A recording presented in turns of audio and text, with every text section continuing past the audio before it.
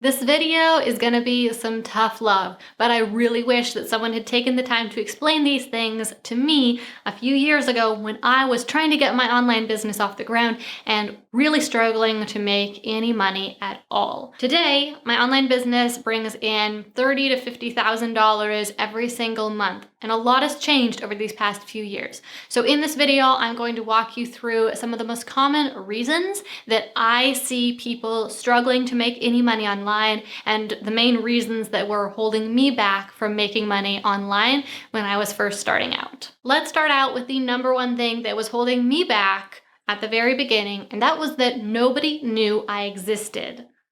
Do people know you exist? Because if they don't know you exist, they can't possibly be interested in what you have to offer. If they don't know your product exists, they can't buy it. If they don't know your brand exists, then they can't pay any attention to it. If they don't know your YouTube channel exists, they can't watch your videos. So are you visible?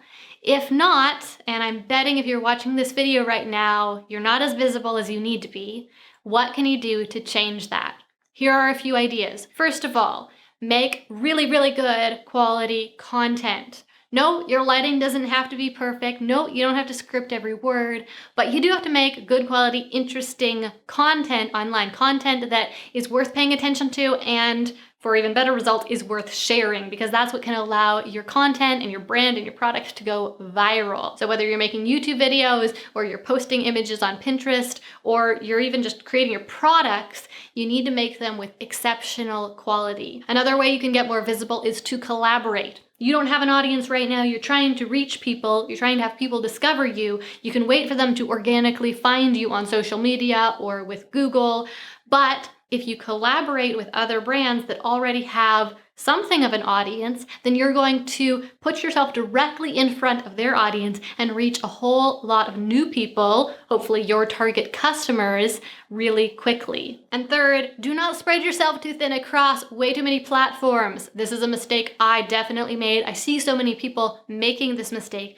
They think, I'm making this content, I can just publish this one piece of content all the places, spread myself further, make my work go farther. It sounds good in theory, but in practice, it's gonna hold you back. You need to choose one platform to go all in on. That's when I started really seeing a change in my results, specifically with how quickly my audience was growing, when I decided to quit Instagram, quit Facebook, quit Pinterest, quit everything except YouTube and go all in with YouTube. That's when I really learned how YouTube worked. That's when I really figured out what kind of content I needed to make for YouTube, and when I devoted all the time and energy I needed to make that content as good as it could be, and when I directed all of the visibility I was getting anywhere else towards YouTube, that was when my channel took off. The second reason you might not be making any money online is because you're not known as an expert at anything in particular. Now, this can happen even if you are fairly visible. If you're just known as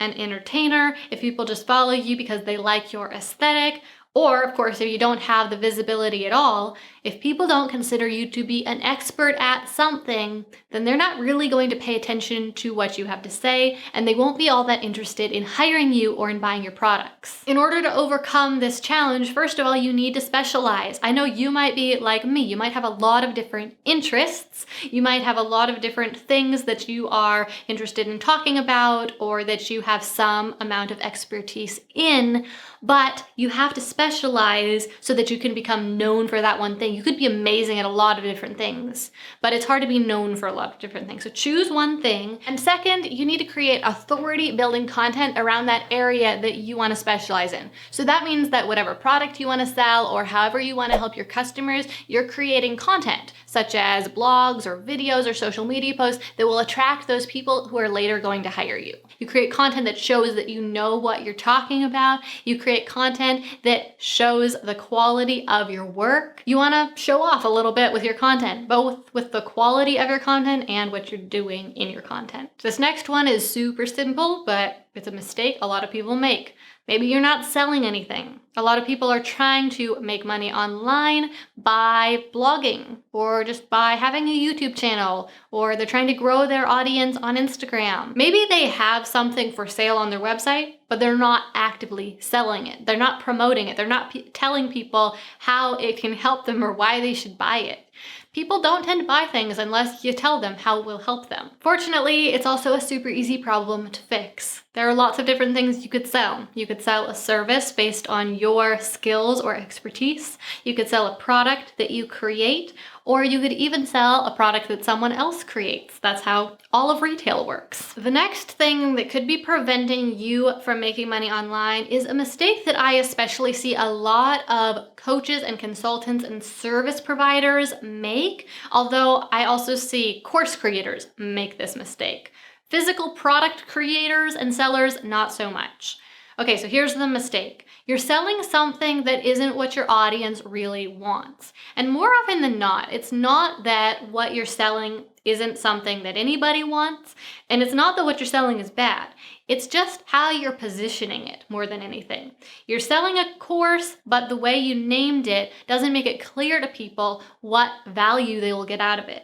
Or you're providing coaching services, but you're trying to brand yourself as unique and different, and so you come up with unique terminology for your coaching practices. Now, there are times when this can be really helpful for your marketing, but when you're first trying to become known, and you're trying to become known as an expert at something, you need to become known as an expert at something that people know what it is, if you want them to be interested in hiring you, or working with you, or buying your products.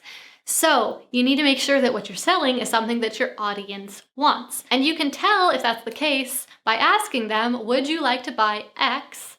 And if they say yes, then you're selling the right thing. Now, in this example, if they say no, or if they don't answer you, then you're probably either selling the wrong thing, or else you're giving it the wrong name or positioning it wrong so they don't understand how it could help them. There's also the chance that you're completely clear with what you're selling and it's simply not what your audience wants. In that situation, I would recommend polling your audience to find out what their biggest goals are, what their biggest struggles are, and what they feel like they're missing. Reason number 5, you haven't given this thing enough time.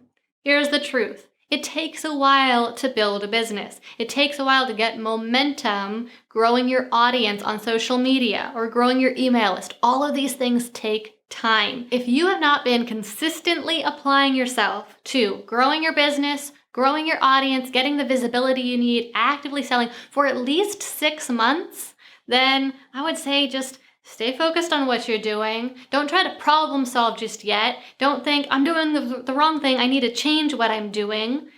Don't change your strategy. Just stick with your strategy for 6 months and then evaluate.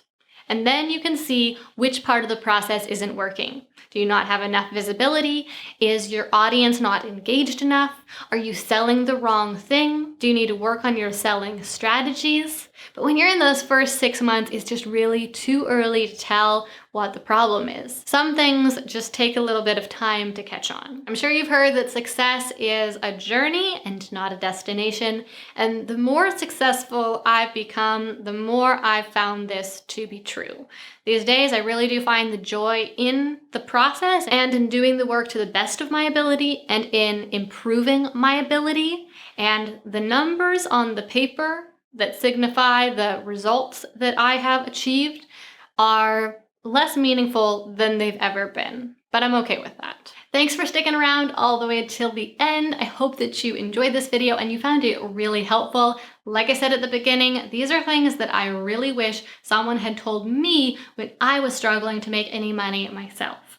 I would be really interested to know which of these things you think might be holding you back. So if you're comfortable, leave me a comment down below. Tell me where you're struggling. Also, since you made it to the end of the video, thank you, because that really helps me with the algorithm. Another thing you could do to help with the algorithm so that more people get to see this video is just to hit that thumbs up button down below to let me and the algorithm know that you enjoyed it. Before I wrap this up, if you happen to be new here, make sure you hit that subscribe button down below because I make new videos about entrepreneurship every single week. That's all for now, but I'll see you in the next episode.